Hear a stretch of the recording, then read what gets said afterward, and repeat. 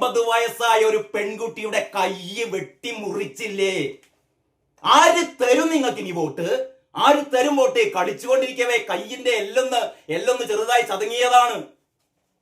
വീണ ജോർജിന്റെ ആശുപത്രി പോയപ്പോ, വീണ ജോർജിന്റെ മെഡിക്കൽ കോളേജിൽ പോയപ്പോ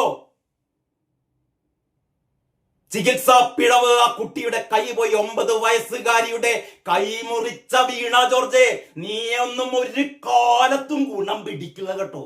നീയും നിന്റെ കാരണഭൂതനും. ഇതാ ആ പെൺകുട്ടി, കൈയില്ലാത്തൊരു കുട്ടിയുടെ വേദന നിനക്കൊന്നും മനസ്സിലാവില്ല. നീയൊക്കെ കട്ടുമുടിച്ച് കാരണഭൂതത്തോടൊപ്പം കേരളത്തെ കട്ടുമുടിക്കാൻ ഇനിയും അവസരം കാത്തു കിടക്കുന്ന നീയൊക്കെ കേൾക്കണം കേട്ടോ. കൈയൊഴിയാതെ കാക്കണം, കണ്ണീരുണങ്ങണം എന്നാ പറയുന്നത്. ചികിത്സാ പിഴവ് മൂലം വലത് കൈ മുറിച്ചു മാറ്റേണ്ടി വന്ന 9 വയസ്സുകാരി തകര ഷീറ്റ് മറിച്ചു കെട്ടിയ വാടക വീട്ടിൽ മടങ്ങിയെത്തി. അതിദാരിദ്ര്യമൊന്നുമില്ല ഇവിടെ, അതിദാരിദ്ര്യമൊന്നുമില്ല എന്ന് പറയുമ്പോ തകര ഷീറ്റ് വലിച്ചു കെട്ടിയ ഒരു കൂരക്കുള്ളിൽ കഴിയുന്ന പെൺകുട്ടിയുടെ കൈയാണ് കേട്ടോ കാരണഭൂതമേ മുറിച്ചു മാറ്റിയത്.